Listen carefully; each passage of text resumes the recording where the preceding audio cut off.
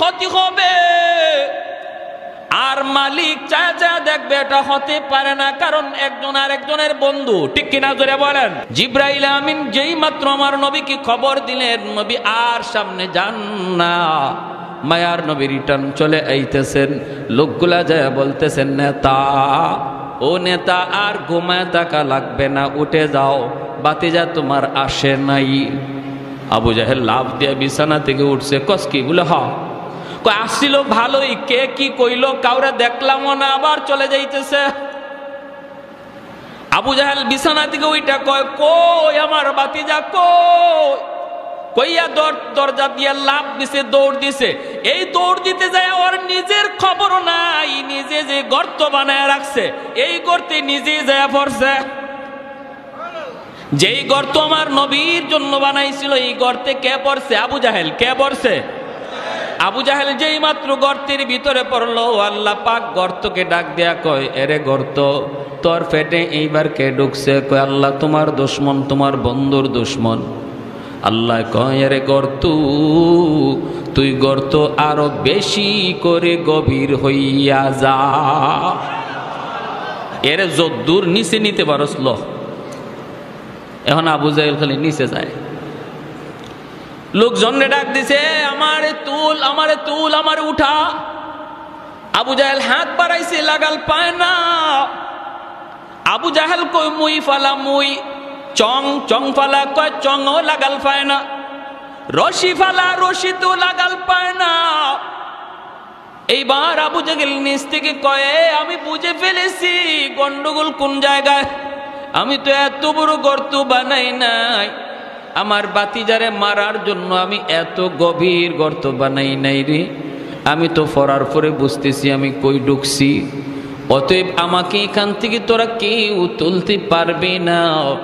আমাকে যদি আজকে উঠাইতে হয়, তুলতে হয়, আমার বাতিজা মোহাম্মদ লাগবে। কেমন চিনাটা চিন্ত বুঝে না বুঝে। তোরা একটু যা, আমার বাতিজা মোহাম্মদ রে যা বল, আমি গর্তে পড়া গেছি, তোলার জন্য সহযোগিতা লাগবে। লোকগুলা দৌড়ে আমার নবী, রহমতের নবী, মায়ার নবী, খুলুকে আযীমের অধিকারী নবী, উত্তম চরিত্রের অধিকারী নবীর দরবারে লোকগুলা হাজির। হাজির হয়ে বলতেছে, মুহাম্মদ, তোমার চাচা আবু জাহেল। নবী বলতেছে, আমার চাচা আবু জাহেল কি হইছে? কয়, গর্তের ভিতরে পড়ে গেছে, এখন তো তারে আমরা তুলতে পারি না, রশি দিয়েও লাগাল পাই না, চং লাগায়ও লাগাল পাই না, এখন তো তোলবার কোনো উপায় দেখি না। আমাদেরকে পাঠাইছে তোমাকে নেওয়ার জন্য, তুমি না গেলে বুঝি তারে তোলা সম্ভব হবে না। আল্লাহর নবী ভালো করে জানেন এই গর্তটা বানাইছিল নবীকে মারার জন্য। এটা জানার পরেও আমার মায়ার নবী, খুলুকে আযীমের অধিকারী নবী কয়, আমাকে নিয়ে চলো, আমার চাচারে গর্ত থেকে তুলতে আমি নবী সাহায্য করব। আল্লাহু আকবার। এ ভাই, আমরা হইলে বলতাম কি, গর্তে পড়ছে তো ভালো হয়েছে, এখন উপর থেকে মাটি দিয়া কবর দিয়া ফেলো, বলতাম না? ও গর্তে গেছে তো ভালোই হয়েছে, ওর আরো আগেই গর্তে যাওয়ার প্রয়োজন ছিল। কিন্তু মায়ার নবী, দয়ার নবী তখনও কোনো অভিযোগ করেন না। আমার নবী তখনও বলেন না আমি কেন যাব, এই গর্ত তো আমার জন্য বানাইছিল, এমন কোথাও না রহমতের নবী বললেন না। এজন্য আল্লাহকে, বন্ধু, এমন এক আখলাক আমি আল্লাহ তোমারে দিয়েছি, দুশ্মনের জন্য তুমি রহমতের দোয়া করো, দুশ্মনের জন্য তুমি রহমতের দোয়া করো, ওই আখলাকটা আমি আল্লাহ তোমারে দিয়েছি। আল্লাহ নবী গর্তের কিনারায় আসলেন, আয়েশা নবী ডাক দিলেন, চাচা কেমন আছেন? আবু জাহেল গর্তের ভিতর থেকে বলতেছে, বাতিজা আমি কেমন আছি তুমি তো দেখতেছ, তুমি তো নিজেই দেখতেছ, চাচা খবর কি, ঘটনা কি? আবু জাহেল কয়, বাবারে ঘটনা তো তুমি সব জানো, তোমারে তোমার আল্লাহ জানায় দিছে। এ বাতিজা মুহাম্মদ, বিশ্বাস কর বাবা, কসম করে বলি আমি এত গভীর গর্ত তোমার জন্য বানাই নাই। আমি পড়ার পরে, আমি গর্তে পড়ার পরে দেখতেছি যে গভীর, এত গভীর আমি করি নাই। আমার হাতে লাগাল পায় না, চঙে লাগাল পায় না, রশি দিয়া লাগাল পায় না।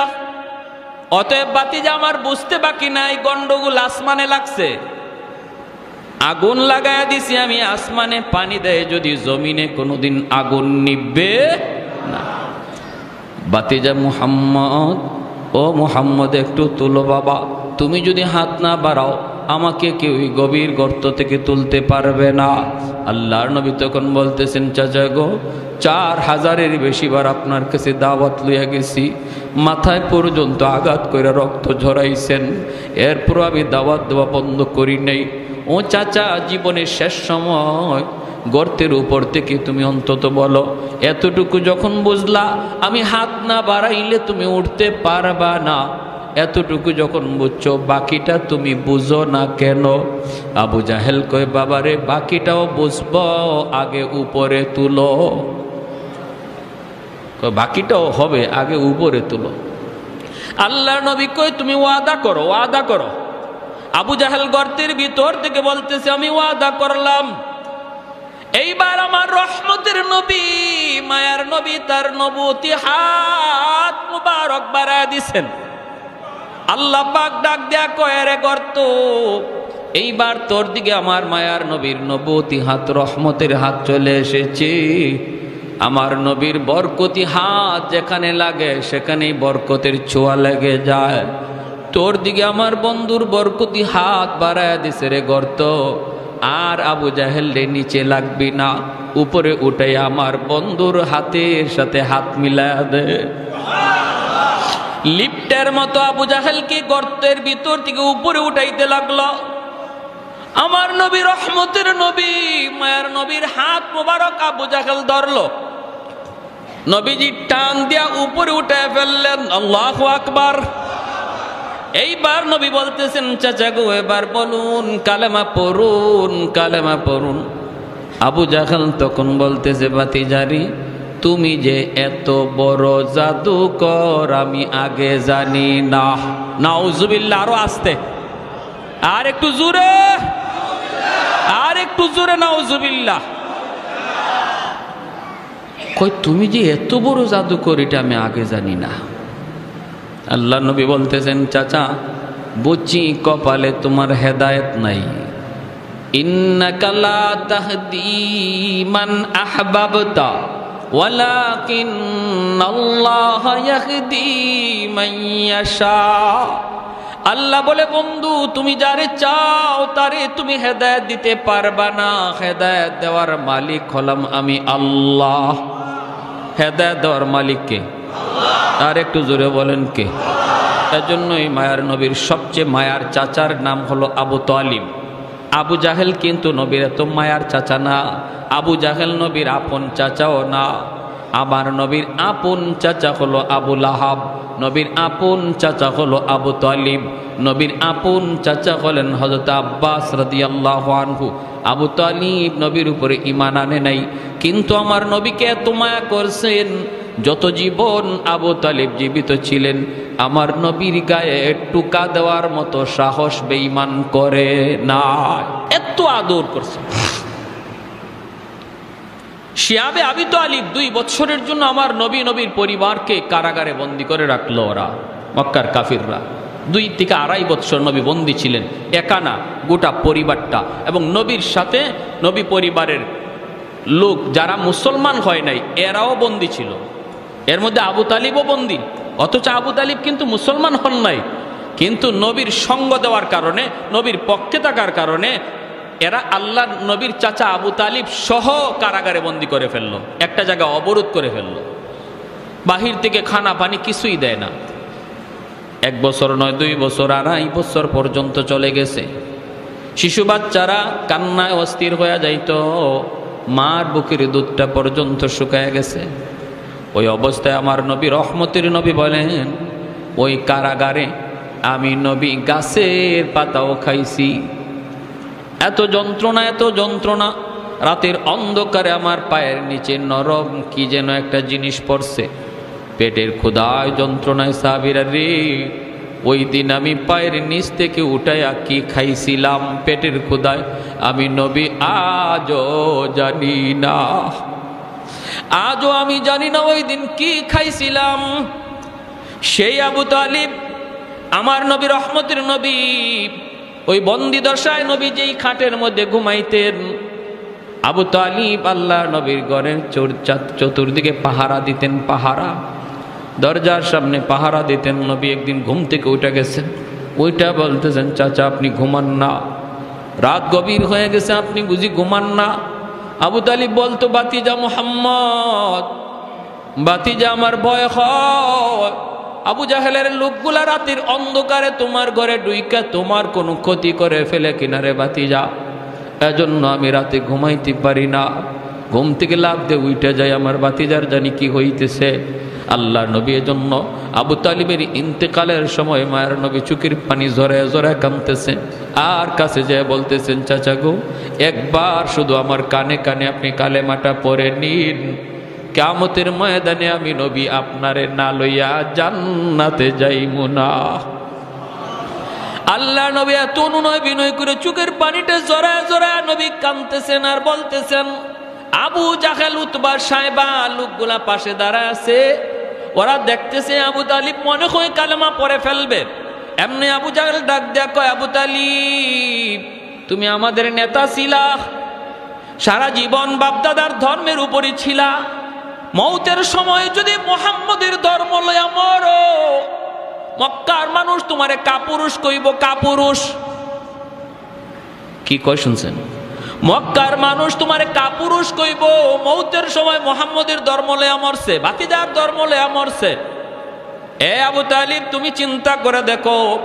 এইভাবে যখন বলছে আমার নবী, রহমতের নবীকে আবু তালিব বলতেছে, বাতিজা আমি ভালো করে জানি রে বাতিজা, তুমি সত্য, তুমি নবী সত্য, তোমার ধর্ম সত্য, এরপরও পারলাম না আমি, মৃত্যুর পর ওরা আমাকে অপবাদ দিবে। এভাবে ইমান সারাই তার ইন্তেকাল হলো। নবী চোখের পানিটা জড়ায় জড়ায় কাঁদতেছেন। ওই সময় আমার আল্লাহ আয়াত নাজিল করে কয়, বন্ধু তুমি যারে ভালোবাসো তারে তুমি হেদায়েত দিবা, বিষয়টা এমন না। হেদায়েতের খাজানার মালিক হলাম আমি আল্লাহ। জাহান্নামের সর্বনিম্ন শাস্তিটা দেওয়া হবে নবীর চাচা আবু তালিবকে, এক জোড়া জুতা পরাইয়া দেওয়া হবে জাহান্নামের। আল্লাহ নবী বলেন এই জাহান্নামের এক জোড়া জুতা পরানো হবে। কেন? পায়ের তালার মধ্যে এই জুতাটা। এরও একটা হিকমত লেখছেন মুহাদ্দিসিনে কেরাম হাদিসে। আবু তালিবের শরীরের এমন কোনো জায়গা বাকি ছিল না যেখানে আমার নবীর পবিত্র দেহের ছোঁয়া লাগে নাই।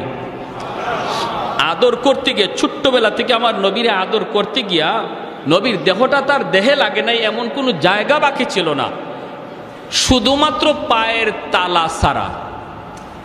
শুধুমাত্র পায়ের তলা, পায়ের তলাটা ছাড়া বাকি সব জায়গায় নবীর দেহের ছোঁয়া লাগছে। এজন্য জাহান্নামের আগুন ধরতে পারে না। পায়ের তালার মধ্যে যেহেতু নবীর ছোঁয়া লাগে নাই, এজন্য আল্লাহ জাহান্নামের দুটা জুতা পরাইয়া দিবে। এতে করেই মাথার মগজ, ভাত যেভাবে টকবক করে, ভাত যেভাবে টকবক করে ওই রকম মাথার মগজ টকবক করবে। নবী বলেন এটাই জাহান্নামের সর্বনিম্ন শাস্তি, যে শাস্তিটা আল্লাহ আমার চাচা আবু তালিবকে দিবে। এটা সর্বনিম্ন। সর্বনিম্ন শাস্তিটা যদি এমন হয় যে জুতার গরমে পায়ের মাথার মগজ টকবক করে, তাহলে এর চেয়ে কষ্টের শাস্তিটা কেমন হইতে পারে? আল্লাহু আকবার। আল্লাহ তুমি আমাদেরকে জাহান্নামের আযাব থেকে বাঁচাও, আল্লাহ হেফাজত করো। সবাই বলে আমিন। ওয়া ইন্নাকা লাআলা খুলুকিন আযীম। এজন্যই আল্লাহ পাক রব্বুল আলামিন বলে, বন্ধু তোমাকে আমি আল্লাহ খুলুকে আযীমের অধিকারী করেছি। বন্ধু এত সুন্দর আখলাক, এত সুন্দর ব্যবহার আমার নবীর ছিল। ভাইরা বন্ধুরা, এত সুন্দর কেন সুন্দর হবে না? কারণ তিনি কুল কায়নাতের মধ্যে শ্রেষ্ঠ। যেই নবীর আগমনের উসিলায় আল্লাহ কায়নাতকে সাজাইছে, যেরকম সুবহানাল্লাহ। আসমান আল্লাহ সাজাইছে নবীর কারণে, জমিন আল্লাহ সাজাইছে জমির নবীর কারণে, আমাকে আপনাকে সাজায় রাখছে আল্লাহ নবীর কারণে। যেরকম না সুবহানাল্লাহ। ভাইরা বন্ধুরা, জন্য নবী দুনিয়াতে আগমনের বহু আগেই আল্লাহ পাক আসমানি কিতাবগুলার ভিতরে আমার নবীর আগমনের খবর আল্লাহ দিয়া দিছে রে বন্ধু। আল্লাহ পাক রব্বুল আলামিন বলতেছে, মুহাম্মাদুর রাসূলুল্লাহ ওয়াল্লাযীনা মাহু আশিদ্দাউ আলাল কুফফার রুহামাউ বাইনাহুম তারাহুম রুকআন সুজদান ইয়াবতাগুনা ফাদলাম মিনাল্লাহি ওয়া রিদওয়ানা সীমাহুম ফি উজুহিহিম মিন আসারিস সুজুদ যালিকা মাসালুহুম ফিত তাওরাতি ওয়া মাসালুহুম ফিল ইনজিল। তাওরাত কিতাবের ভিতরে আমার নবীর আলোচনা আসেনি না নাই? ইনজিল কিতাবের মধ্যে আসেনি না নাই? এজন্য তাওরাত কিতাবের 400 জন পণ্ডিত, তাওরাত কিতাবের 400 জন পণ্ডিত ইয়ামেনের বাদশাহ তুব্বাই আউয়াল হিময়ারি, ওই বাদশার দরবারে তাওরাত কিতাবের 400 আলিম তারা থাকেন।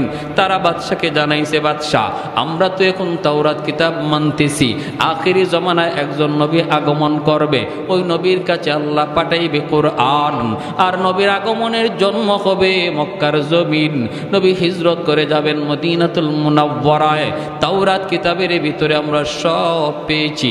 এইবার ইয়ামেনের বাদশাহ তুব্বাই আউয়াল হিময়ারি কয়, আমার মন চায় মক্কা দেখব, মদিনা দেখব, তোমরা আমাকে একটু মক্কা দেখাইবানি। এই বইলা 400 জন আলেমকে সাথে লইয়া ইয়ামেনের বাদশাহ তুব্বাই আউয়াল হিময়ারি আমার নবীর জন্মের 1000 বছর আগে, আল্লাহু আকবার জোরে বলেন, ইতিহাস প্রসিদ্ধ এক ইতিহাসের কিতাব আল বেদায়া ওয়ান নেহায়া, এই কিতাবের ভিতরে ঘটনা এনেছেন। নবীর সম্মানের কথা কি বলবো, আমার নবীর জন্মের আগের শানের কথাটা শুধু শুনেন, মনোযোগ দিয়া শুনেন। মানুষের শান শুরু হয় জন্মের পর, মানুষের জীবনী আলোচনা হয় জন্মের পর, আর আমার আপনার নবীর জীবনী শুরু হয়ে গেছে জন্মের বহু আগে। আল্লাহু আকবার। ইয়ামেনের বাদশা কয়, আমি মক্কায় যাব, 400 জন আলেম সঙ্গে লইয়া, বিশাল সৈন্যবহর সাথে লইয়া তারা মক্কার ভিতরে ঢুকতে যাবে। মক্কার ভিতরে মাত্র ঢুকতে যাবে রে ভাই, ইয়ামেনের বাদশা দেখে মক্কার কোনো মানুষ তারে স্বাগতম জানাইতে বের হয় না। বাদশার মাইন্ডে বড় লাগলো, বাদশা বড় মাইন্ডে লাগলো। বাদশা আলেমদেরকে বলতেছে, ঘটনা কি, এতভাবে জানাইলাম, এত নিউজ দিলাম, আমি মক্কা আসতেছি, তখনকার সময়ের সবচেয়ে ক্ষমতাধর বাদশা, এত বড় বিশাল বহর, মক্কার মানুষ বুঝি নাই, কেউ আমাকে সম্মান জানাইতে বের হয় না।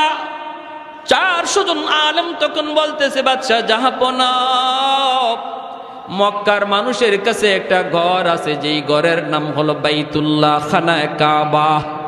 ওই ঘরটা হলো পৃথিবীর সবচেয়ে সম্মানী ঘর, এই ঘরের সম্মান তাদের কাছে সবচেয়ে বড়। এজন্য এই ঘরকে পিছনে রেখে এরা কারো সম্মানে মক্কা থেকে বের হয় না, কারণ ঘরের চেয়ে সম্মানী এখনো কেউ দুনিয়াতে আল্লাহ পাঠায় নাই। অতএব আল্লাহর ঘরকে রেখে কারো সম্মানে ওরা মক্কা থেকে বের হয় না। তুব্বাই আউয়াল হিময়ারি কয়, আমার মাইন্ডে লাগলো, তাহলে আমি এই ঘর রাখবো না, যেই ঘর আমার সম্মানে বাধা হয়ে দাঁড়ালো। এসে গেল মক্কায় বাইতুল্লাহর ঘরে, আল্লাহর ঘরখানায় কাবার সামনে। 400 জন আলেম বাধা দেয়, ও বাদশা জাহাপনা, সব জায়গায় আঙ্গুল দিও না, সব জায়গায় তুমি বিয়াদবি কইরো না, সব বিয়াদবি আল্লাহ সইতে পারে, আল্লাহর ঘরের সাথে বিয়াদবি আল্লাহ সইতে পারে না। সব বিয়াদবি আল্লাহ সইতে পারে, কিন্তু আল্লাহ তার বন্ধুর সাথে বিয়াদবি সইতে পারে না। আওয়াজ দেয়া বলেন ঠিক কিনা? এজন্য নবীর সাথে যারা এই বিয়াদবি করেছে, নবীর যুগে প্রত্যেকটা বিয়াদবরে আল্লাহ ধরছে। আল্লাহ কয়, আমি আল্লাহ আমার কথা সইতে পারবো, আমার বন্ধুরে গালি দিলে আমি সইতে পারি না। আর নবী কয়, আমি নবী আমার গালি সইতে পারি, আমার আল্লাহরে গালি দিলে আমি নবী সইতে পারি না। বন্ধু বন্ধুর জন্য কতটা পাগল, বাইতুল্লাহ হাত দিয়া দিবে ভাঙ্গার জন্য, 400 জন আলেম বাধা দেয়, এরপরও তুব্বাই আউয়াল হিময়ারি বাধা মানতে রাজি না। হাতটা দিয়ে দেয় আলেম ওলামারা বাধা দেয়, বাধা মানে না। যেই মাত্র হাতটা আল্লাহর ঘরে মাত্র লাগাইলো ভাঙ্গার নিয়তে, সাথে সাথে নাক মুখ দিয়া রক্ত বের হওয়া শুরু হলো, ফিনকে দিয়া রক্ত বের হওয়া শুরু হলো। বাদশার সাথে সাথে যেই জায়গায় দাঁড়ানো ছিল জায়গার মধ্যেই দাঁতি লেগে গেল, মরে যাবে, রক্ত বক্ত বন্ধ হয় না। এইবার আলেমরা বলতেছে, বাদশা বারবার বলেছিলাম বেয়াদবি সব জায়গায় আল্লাহ সহ্য করে না, কেন তুমি এমনটা করতে গেলা? বাদশাহ তখন কয়, আমি মাপ চাই গো, আমাকে মাপ করো, আমি বুঝি নাই। কয় আল্লাহর ঘর ধরে আবার তুমি মাপ চাও? যেই মাত্র আল্লাহর ঘর ধরে আবার মাপ চাইছে, মালিক আমি ভুল করে ফেলেছি, আল্লাহর সাথে সাথে তওবা কবুল করে তারে সুস্থ বানায় দিছে। বলুন তো, সুস্থতার চাবিকাঠি কার হাতে? আরো জোরে বলেন না, কার হাতে? এই ইয়াকিন আছে তো? সাবধান, এটা মনে রাখবেন না ওই জায়গার পানি গায়ে লাগাইলে সুস্থ হয়ে যাইবেন, অমুকে ফু দিলে পরে আপনি সুস্থ হয়ে যাইবেন, এই ধরনের ইয়াকিন রাখা যাবে না। সুস্থতার মালিক কে? আল্লাহ। এখন বাদশাহ কয়, যেই ঘরে এত দামি ঘর, এই ঘরে আমি একটা খেদমত করব। তারা কয় কি খেদমত? কয় আমি আল্লাহর ঘরের গিলাফ লাগাইয়া দিব।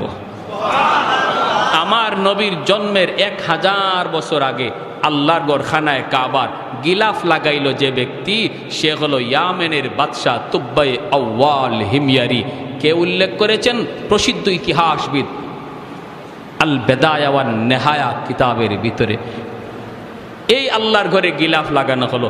আজও আল্লাহর ঘরে গিলাফ আছে, পরিবর্তন হয়, বদলানো হয়, কিন্তু সিস্টেম ও তখন থেকে শুরু হয়েছে। এরপরে উলামায়ে কেরাম বলতেছে, আর একটু সফর করবেন? আর একটু সফর করব, আমি মক্কার আশপাশ দেখব। ঘুরতেছে একটা রাস্তার কিনারা, একটা রাস্তা দিয়ে তারা হাঁটতেছে। এইবার রাস্তাটা যাওয়া মাত্রই দেখা যায় 400 জন আলেম একজন আরেকজনকে লক্ষ্য করে বলতেছে, দোস্ত রাস্তার কন্ডিশন দেখে মনে হয় এই রাস্তাটা বুঝি আমরা ভালো করে চিনি। রাস্তার বিবরণ তাওরাত কিতাবের মধ্যে এসেছি। কোন রাস্তা? কয় নবীজি যেই রাত্রে মক্কা থেকে মদিনায় হিজরত করবেন যেই রাস্তা দিয়া, এই রাস্তাটা কেমন হবে, কন্ডিশন কেমন হবে, ওই রাস্তার বিবরণ আল্লাহ তাওরাত কিতাবে উল্লেখ করেছেন। শুধু আমার নবীর কথা তাওরাতে না, নবী যে রাস্তা দিয়া হিজরত করে মদিনায় যাবেন ওই রাস্তাটা কেমন হবে, এই কথাগুলিও আল্লাহ তাওরাত কিতাবে উল্লেখ করেছে। 400 জন আলেম একজন আরেকজন কয়, দোস্ত একটু দেখ, তাকায় দেখ কিতাবের সাথে মিলে কিনা। কয় 100% মিলে গেছে, এই সেই রাস্তা, হিজরতের রাস্তা। কয় তাহলে আর থামা যাবে না, চলতে থাকো, মদিনা পর্যন্ত আমরা যাব। তখন তো মদিনায় কোনো ঘর নাই, বাড়ি নাই, মদিনায় কোনো ঘর নাই, বাড়ি নাই, কিন্তু তারা বলতেছে আমরা মদিনা পর্যন্ত যাব। কারণ মদিনা কোন জায়গাটা হবে, ওই জায়গার আবহাওয়া কেমন হবে, এই জায়গার এলাকাটা কেমন হবে, আল্লাহ তাওরাত কিতাবে উল্লেখ করেছেন।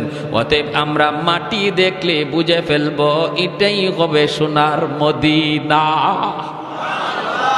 যাইতেছেন সোনার মদিনায় যাইয়াই 400 জন তাওরাতের আলেম ডানে বামে তাকায়, পাহাড় পর্বত দেখে জমিনের পরীক্ষা করে সবাই শুকরিয়া তান আল্লাহর কদমে সেজদায় পড়ে গেছে। বাদশা বলতেছে, উলামায়ে কেরাম আমাকে একটু খুলে বলো না কি হয়েছে? কয় শুকরান আলহামদুলিল্লাহ, আমরা মদিনাতুল মুনাওয়ারার সংবাদ পেয়ে গেছি, সন্ধান পেয়ে গেছি। কয় কোন জায়গা? কয় যেখানে আপনি আমি দাঁড়ায় আছি গো বাদশাহ, এই জায়গায় হবে সোনার মদিনা, যেখানে আখিরি নবী চিরনিদ্রায় শুয়ে থাকবেন। মক্কার আপন মানুষগুলি নবীকে মক্কায় থাকতে দিবে না, রক্তের মানুষগুলো আমার নবীকে পিটায় রক্তাক্ত করবে। সেই নবী চোখের পানি মুইসা মদিনার দিকে হিজরত করবে। আর এই হবে সেই সোনার মদিনা, এখানেই বসতি গড়ে উঠবে, এখানেই নবী শুয়ে থাকবে। এই কথা বলা মাত্র উলামায়ে কেরাম কান্দে আর কয় বাদশা জাহাপনা, আপনি আপনার ইয়ামিন চলে যান, আপনার সৈন্য সামন্তলে আপনি ইয়ামিন চলে যান। কিন্তু আমরা সিদ্ধান্ত নিয়েছি মদিনার সংবাদ যেহেতু পেয়ে গেছি, সন্ধান যেহেতু পেয়ে গেছি, আমরা বাকি জীবন এই জায়গায় কাটায় দিব। এখানেই যেন আমাদের মরণ হয়, এখানেই যেন আমাদের কবর হয়, আমাদের কবরের পাশ দিয়ে যেন রহমতের নবী হাঁটা চলা করে, আমার নবী রহমতের নবীর পায়ের দুলায় যেন আমরা কবরের শান্তি পাই। যেরকম সুবহানাল্লাহ। এ ভাই একটু মনোযোগ দিয়ে শুনো রে নবীর আশিক, একটু তোমার আমার নবীর শান মানের কথাগুলি একটু শোনো। আমি তো শুধু শানের কথাগুলা বলতেছি, আমার নবী এখনো আসেনি নাই দুনিয়ায়। দুনিয়া আসার আগে নবীর শান কি ছিল ওই কথাগুলি শুধু একটু বলতেছি, মনোযোগ দিয়ে শোনো। আজকে কার প্রেমে পাগল হয়েছো তুমি? কোন খেলোয়াড়ের প্রেমে পাগল হয়েছো? কোন মানুষের প্রেমে পাগল হয়েছো? পাগল যদি হওয়ার কথা, মহব্বত যদি তোমার করার কথা, ইশক ভালোবাসা যদি তোমার অন্তরে নেওয়ার কথা, তিনি হবেন তোমার নবী, তোমার কান্ডারি নবী, নবী মুহাম্মাদুর রাসূলুল্লাহ সাল্লাল্লাহু আলাইহি ওয়াসাল্লাম। উলামায়ে কেরাম কই, বাদশা আপনি চলে যান, আমরা ইয়ামেন ফিরে যাব না, আমরা মদিনাতে আমাদের কবর বানাতে চাই, মদিনা যেন আমাদের কবর হয়। বাদশা বলতেছে আমারও তো মন চায় আমার কবরটাও মদিনায় হোক, কিন্তু আমি তো ইয়ামেনের বাদশা, আমি যদি বাদশাহী যদি আমাকে ছাড়তে হয়, কাউকে বুঝাইতে হবে, কি করব? আমি ইয়ামেন চলে যাই, তোমরা এখানে থাকো, আমি তোমাদের জন্য 400টা ঘর বানায় দিয়ে যাই। বাদশাহ 400 জন আলেমের জন্য 400টা ঘর বানায় দিল। একটা ঘর বাদশাহ আলাদা করে বানাইতেছে মনের মাধুরী দিয়া, এত সুন্দর করে বাদশাহ একটা ঘর বানাইতেছে।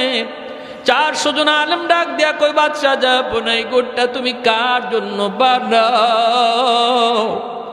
এই ঘর তুমি কার জন্য বানাও?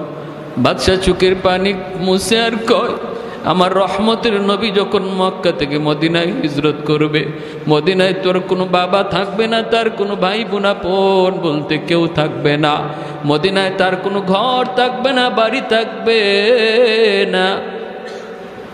মায়ার নবীর জন্য আমি তার জন্মের 1000 বছর আগে মদিনায় ঘর বানায়া দিয়া গেলাম, যেন হিজরত করে আমার নবী মদিনায় আসার পর কারো বাড়িতে যাইতে না হয়, কারো ঘরে ঢুকতে না হয়, নবী যেন নিজের ঘরে ঢুকতে পারে। এই ঘরটা মনের মাধুরী দিয়া বাদশা বানায় দেয়, আর ঘরটার তালা দিয়া চাবিটা আমির সাহেবের হাতে বুঝায় দেয়। বাদশা কান্দে, আমির সাহেব চাবিটা হাতে নেন, আপনার মৃত্যুর আগে আপনি আপনার চাবিটা আপনার ছেলেরে বুঝায় যাবেন, ছেলেরে বলবেন সে যেন তার ছেলের হাতে বুঝায় দেয়া যায়, তারে বলবেন সে যেন বুঝায় যায়। এইভাবে এই চাবির প্রকৃত মালিক হলেন রহমতের নবী, মায়ার নবী। আর আমার একটা চিঠি, আমি চিঠিটাও দিয়া গেলাম, চিঠিটাও আমানত হিসাবে রাখবা, আমার নবীর হাতে যেন চিঠিটা যায় পৌঁছে। আমি সব চিঠি আর চাবি হাতে রাখল। এ ভাই, আমার নবী 1000 বছর পরে নবী দুনিয়া আসলেন, নবী আস্তে আস্তে বড় হলেন। এরপরে নবী দাওয়াত দিলেন মক্কার মানুষগুলিকে, তারা কিছু মানলো কিছু মানলো না, নবীকে মক্কায় থাকতে দিল না, বের করে দিল। আমার নবী রাতের অন্ধকারে মক্কা ছেড়ে বের হয়ে চলে আসতেছেন। মক্কার কাছাকাছি আইসা নবী মক্কার দিকে তাকায় চোখের পানি ঝরায় নবী কান্দে আর কয়, এরে মক্কা, আমি তোমার কুলে ছোট থেকে বড় হয়েছি, আমি তোমার মাটিতে কত দৌড়াদৌড়ি করেছি, কত খেলাধুলা করেছি।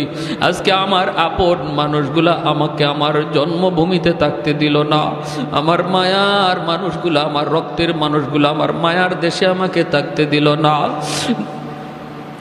নবী যখন চোখের পানি জোরে জোরে কান্দে, আল্লাহ পাক জিব্রাইল পাঠায় দিছে, জিব্রাইল আমার বন্ধুরে যা বলো আর যেন না কান্দে, আমি আল্লাহ সইতে পারি না। আমার বন্ধুরে যা বলো, আমি আল্লাহ ওয়াদা দিলাম জন্মভূমির দিকে তাকে যেন বন্ধু চোখের পানি না জড়ায়। আমি জানি তার দেশের প্রতি, জন্মভূমির প্রতি বন্ধুর মায়া লাগতেছে। যায় তুমি সুসংবাদ দাও, অল্প দিনের ভিতরে আমি মদিনা থেকে আবার তার জন্মভূমিতে তারে ফিরিয়ে দিব। যায় বলো বন্ধু যেন না কাঁদে, তার চোখের পানি আমি আল্লাহ সইতে পারি না। আল্লাহ নবী রহমতের নবী মক্কা আসলেন। নবীজি কুবা এলাকায় সর্বপ্রথম অবস্থান করলেন। এখন যে মসজিদে কুবা, এখানে নবী সর্বপ্রথম মসজিদ বানাইলেন। আর নবী ঘোষণা দিলেন, এই কুবা মসজিদে যে 2 রাকাত নামাজ পড়বে আল্লাহ তারে কবুল একটা উমরা হজের সওয়াব দান করবেন। এই কুবা এলাকাটা হলো আমার নবীর বাবা আব্দুল্লাহর নানার বাড়ি। এই জায়গাটাতে আমার নবীর কিছু আত্মীয় স্বজন ছিল।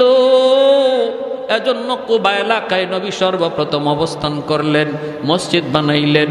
মদিনা থেকে মানুষ নবীকে সুস্বাগতম জানানোর জন্য কুবার দিকে রওনা দিছে। সবাই কুবার দিকে রওনা দিছে। এইদিকে ওই আমির সাহেবের হাতে ইয়ামেনের বাদশার দেওয়া যে চিটিয়ার চাবি ছিল, এই চিটিয়ার চাবি আমানত হিসাবে আস্তে আস্তে হাত পর হাত, এক হাত থেকে আরেক হাত হইতে হইতে সর্বশেষ আমির সাহেবের বংশের যেই লোকটার কাছে সর্বশেষ এই চিটিয়ার চাবি এসে পৌঁছল, তার নাম হলো আবু আইয়ুব আনসারী রাদিয়াল্লাহু আনহু। সর্বশেষ এই চিটিয়ার চাবি হযরত আবু আইয়ুব আনসারী রাদিয়াল্লাহু তাআলা আনহুর হাতে এই চিটিয়ার চাবি এসে পৌঁছল। মদিনার মানুষজন কুবার দিকে যায়। মানুষেরা কয়, আবু আইয়ুব তুমি কি যাইবা না নবীকে আগে আনতে? আবু আইয়ুব আনসারী কয়, তোমরা যাও, আমি একটা ঘর মোছামুছি করতেছি, পরিষ্কার করতেছি। বলি ঘর কার ঘর? কয় বুঝবা সব পরে সব তোমরা জানবা, তোমরা যাও। আমার মন বলে তোমরা নবীকে যে খুঁজে তালাশ করো, আর আমার নবী আমাকে খুঁজতে এখানে আসবে। আমার মন বলে মায়ার নবী আমাকে খুঁজতে এখানে আসবে, কারণ আমার আল্লাহ অবশ্যই তার বন্ধুকে জানায় দিছে, বন্ধু তোমার ঘর রেডি আছে, এখনো ওই ঘরের তালা কেউ খুলে না, সবার আগে তুমি যায় তালা খুলবা। আল্লাহ নবী রহমতের নবীর কাছে মদিনার মানুষজন যা বলতেছে, নবী গো আমার বাড়িতে আপনি আগে উঠুন। ওগো নবী আমার অতটা বাড়ি আছে, এতটা ঘর আছে, থাকার কোনো সমস্যা নাই। আল্লাহ নবীকে যার যার বাড়িতে নেওয়ার জন্য সবাই পাগল পারা হয়ে গেল। মায়ার নবী দয়ার নবী তখন বলতেছেন, আমি কার বাড়িতে থাকবো, কার বাড়িতে উঠবো আমি জানি না, আমি কোথায় যাব এটা জানেন আমার আল্লাহ জানে। আমার উটনি, আমি যেই উটের উপরে সওয়ার হয়েছে এই উট জানে আমার ঠিকানা কোথায় হবে। আল্লাহু আকবার। কৌনৈন মুখতারে খুদা তুমকো বানায়া, कौनैन मुख्तार खुदा तुमको बनाया, उम्मत का निगाहबान खुदा तुमको बनाया, उम्मत का निगाहबान खुदा तुमको बनाया। मौला मेरा आका मेरा रहमत की नबी है, ताजदार मदीना है तुम्हारे अरबी है, ताजदार मदीना है तुम्हारे अरबी है। अशजार ने देते हैं नबूवत के शहादत, तशकीक कमर में है तो अंगुल की इशारात। আমার নবীর আঙ্গুলের ইশারায় চাঁদ 2 টুকরা ওইছে না ওইছে না? আল্লাহুম্মা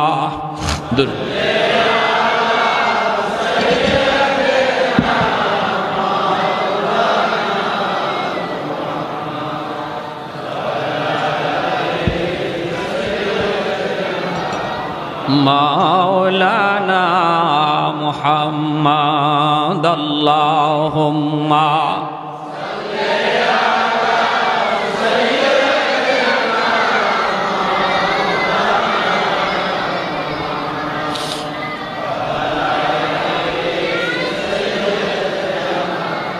মাওলানা মুহাম্মদ মুহাম্মদ।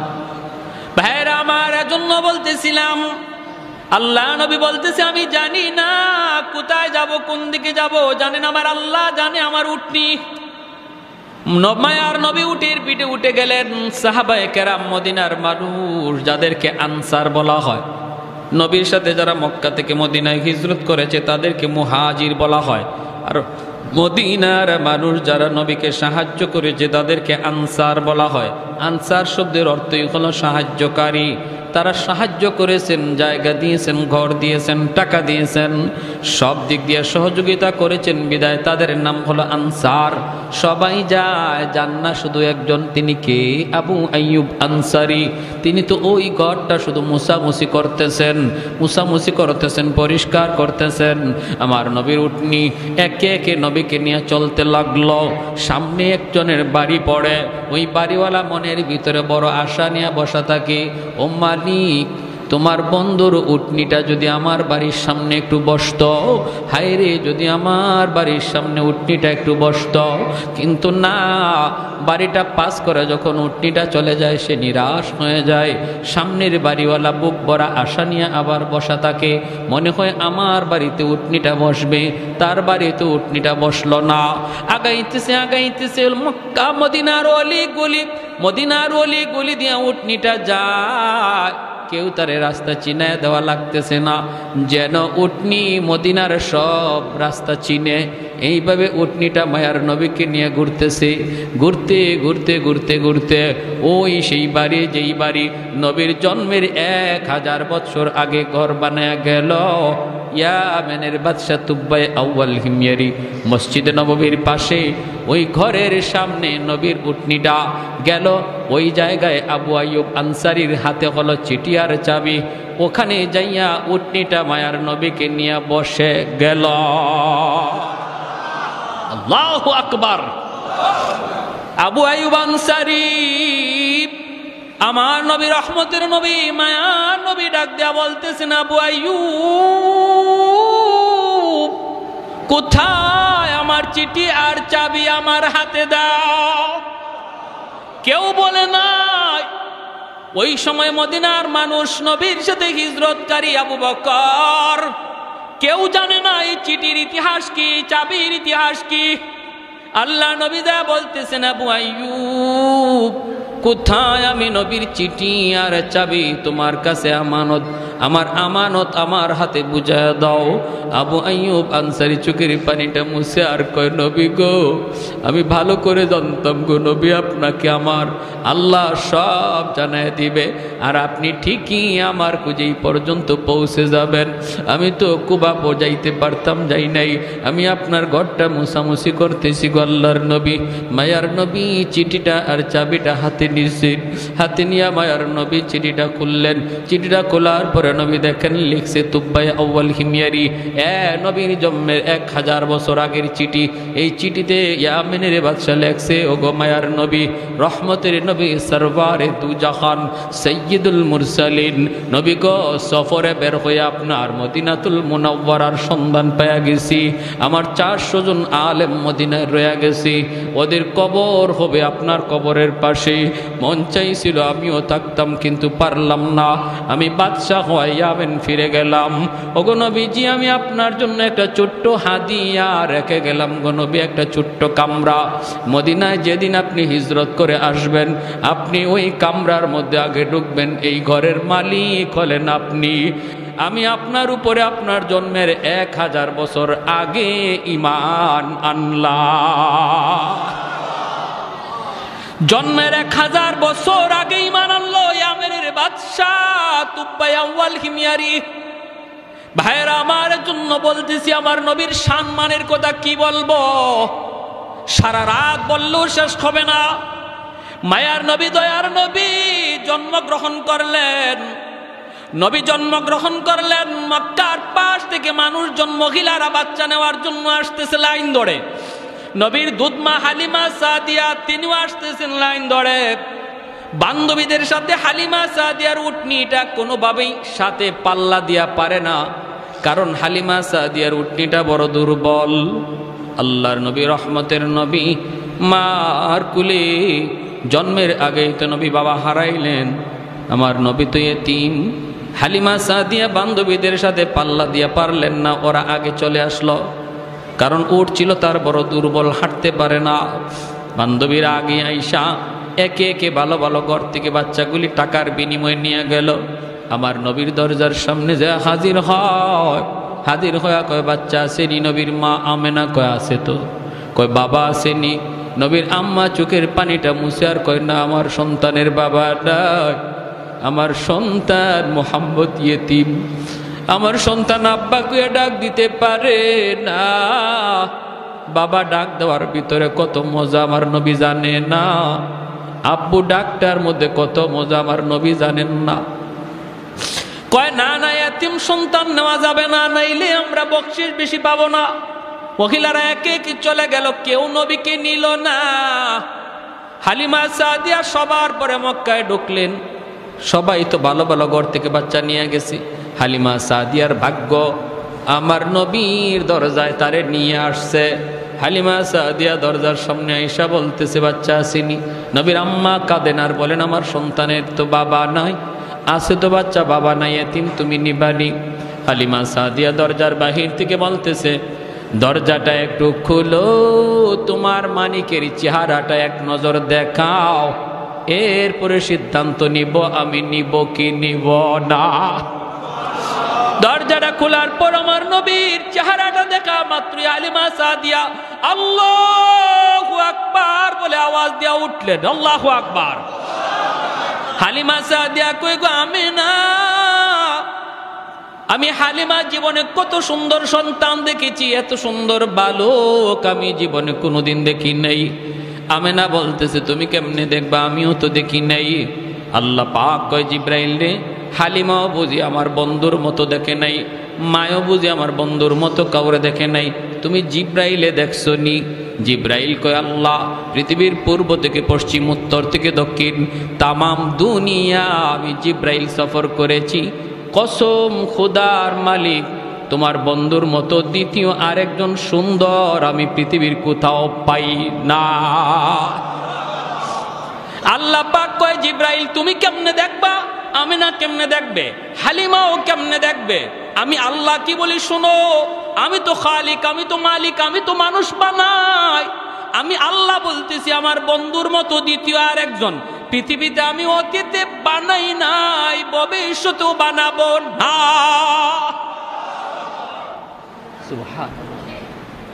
মা আহসানা মিনকা লাম তারাকাতু আইনি ওয়া আজমালা মিনকা লাম তালিদিন নিসাউ খুলিকতা মুবাররাআম মিন কুল্লি আইবিন কাআন্নাকা খুলিকতা কামা তাশাউ।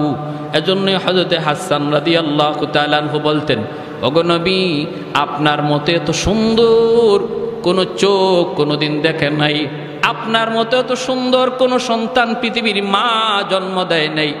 ওগো নবী আপনার চেহারার দিকে তাকাইলে মনে হয় আল্লাহ আপনারে জিগায়া জিগায়া বানাইছে।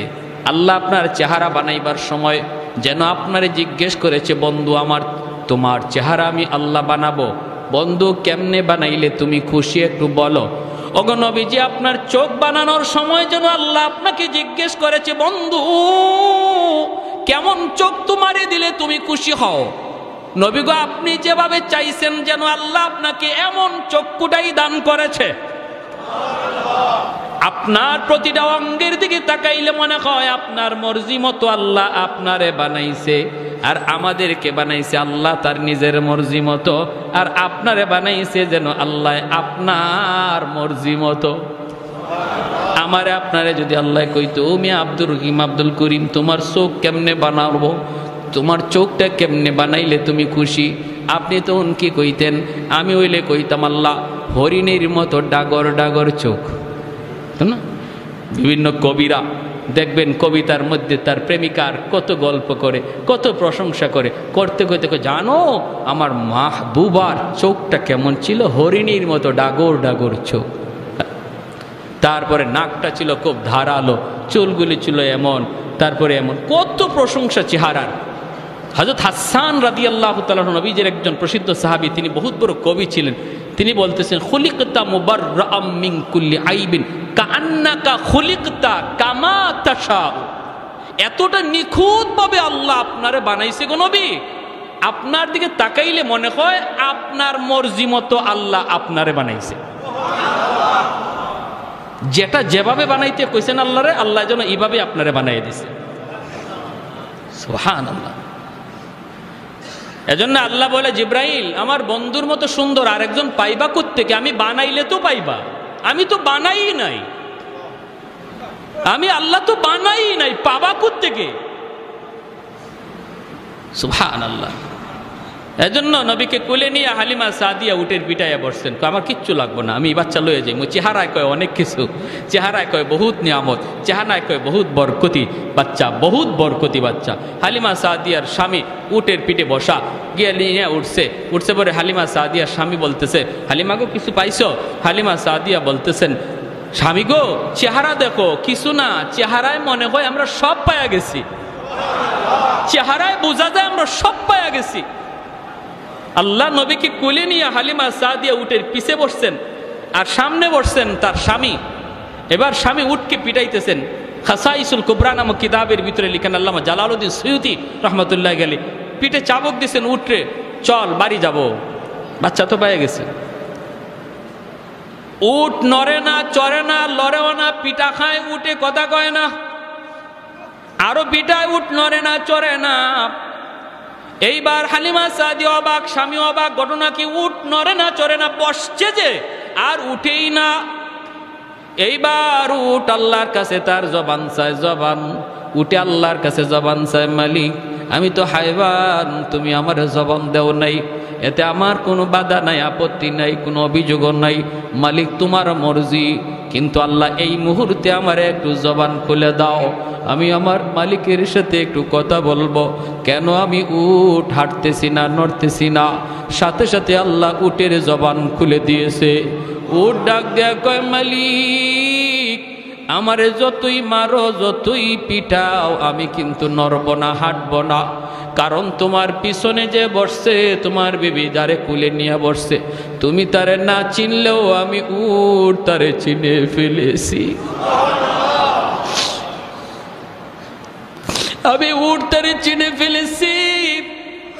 ইনি রহমতের নবী সাইয়্যিদুল মুরসালিন, ওনার খাতিরে আল্লাহ কায়নাত বানাইছে, আমারে বানাইছে, তোমারে বানাইছে। ওই রহমতের নবী যদি তোমার পিছনে বসে, বেয়াদবি হয়, বেয়াদবি হয়। আমার রহমতের নবীর আগে বসাও, তুমি পিছনে যাও, আমাকে মারা লাগবে না, আঘাত করা লাগবে না, আমি দ্রুত দৌড়াইতে থাকব। হালিমা সাদিয়ার স্বামী ডাক দিয়া কয়, হালিমা গো কারে লই আইছো? উঠে যারে চিনে, ও হালিমা তুমি সামনে আসো। হালিমা সাদিয়া আমার নবীকে নিয়ে সামনে আইসা বসলেন, স্বামী পিছনে বসছে, উট আস্তে করে দাঁড়ায় গেছে।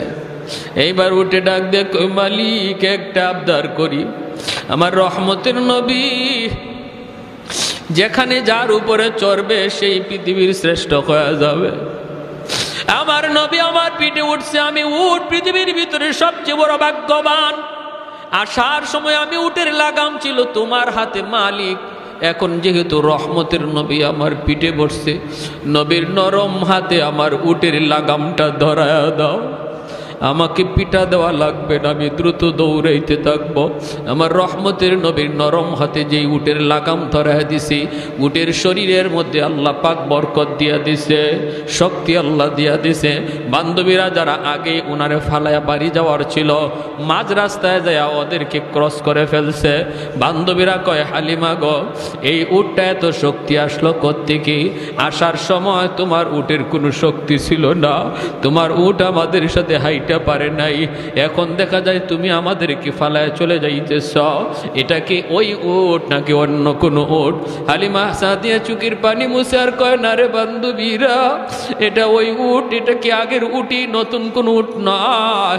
যাবার সময় উটের লাগাম ছিল আমার স্বামীর হাতে, আর এখন উটের লাগাম হলো রহমতের নবীর হাতে।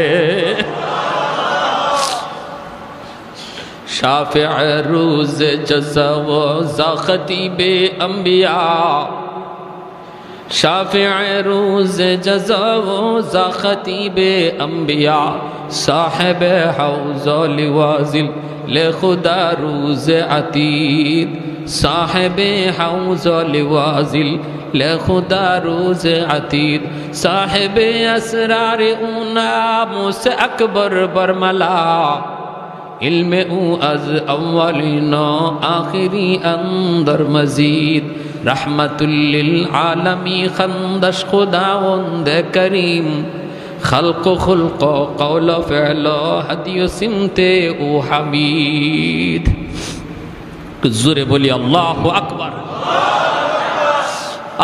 ওই নবী এখনো রওজায় শুয়ে শুয়ে আমার আপনার জন্য আল্লাহর কাছে কাঁদতেছে।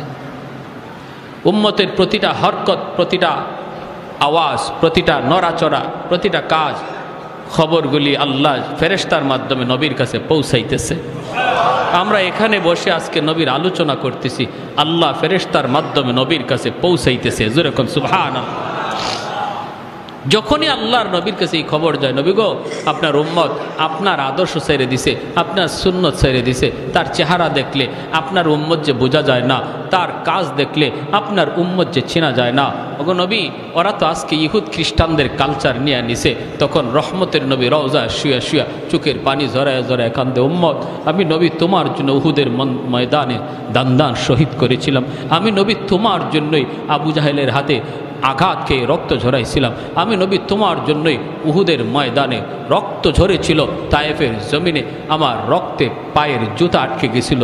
ও উম্মত আমি তোমার জন্যই করেছিলাম। আমি নবী যদি চাইতাম, আল্লাহ আমি শান্তি চাই, আল্লাহ আমি ধন দৌলত চাই। আল্লাহ বলে বন্ধু উহুদ পাহাড়টারে স্বর্ণ বানায় তোমার পিছনে ঘুরতে বলবো, তুমি যেদিকে যাওয়া ওইদিকে তোমার পিছনে স্বর্ণের পাহাড় ঘুরবে, স্বর্ণের পাহাড় ঘুরবে। আমি তো সব কিছুকে লাথি মেরেছি উম্মত তোমার জন্য, তোমার জন্য। আজ সেই উম্মত তুমি বুঝি আজকে আমি নবীর ভুলে গেছো, আমার নবীর আখলাক ভুলে গেছো, আমার আদর্শ ভুলে গেছো। আজকে তোমাকে মসজিদে পাওয়া যায় না, আজ তোমাকে মসজিদে পাওয়া যায় না, ওয়াজ মাহফিলে পাওয়া যায় না, আজ তোমাকে বিভিন্ন গান বাজনার অনুষ্ঠানে পাওয়া যায়। তোমার মুখের দিকে তাকাইলে পরে আমার উম্মত বলে তোমাকে চেনা যায় না। প্যারে হাজিরিনের জন্য বলি যুবক, একটু নিজেরে বুঝাও। কিয়ামতের ময়দানে ওই আমাকে যদি নবীর সামনে দাঁড় করানো হয়, আমার সুরত দেখলে নবী খুশি হবে না লজ্জা পাবে? যদি নবীর সুন্নত না ধরি, নবীর আদর্শ মতো না চলি, আমার নবীর সামনে যখন আমাকে দাঁড় করানো হবে তখন আমার নবী লজ্জা পাবে, কষ্ট পাবে। হায় রে আমার উম্মতের বুঝি হালত। হাসরের মাঠে নবীর একটা উম্মত এরকমভাবে জাহান্নামের আসামি হয়ে রওনা দিয়া দিছে, ফেরেশতারা হাত করা পা করা লাগায় নিয়ে যাইতেছে।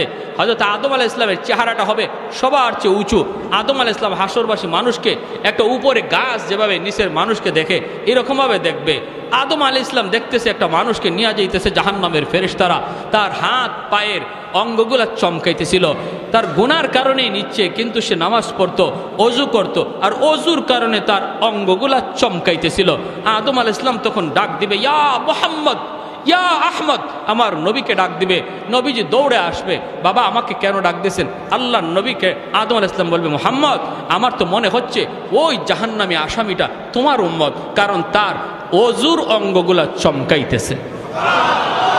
মুহাম্মদ তুমি তাড়াতাড়ি যাও, তারে বাঁচাও। আল্লাহ রাসূল সাল্লাল্লাহু আলাইহি ওয়াসাল্লাম বলেন, তখন আমি কোমরের মধ্যে গামছা দিয়ে একটা বাঁধ দিব, শক্ত করে দ্রুত দৌড় দিতে গেলে মানুষ যাবে প্রস্তুতি নেয়।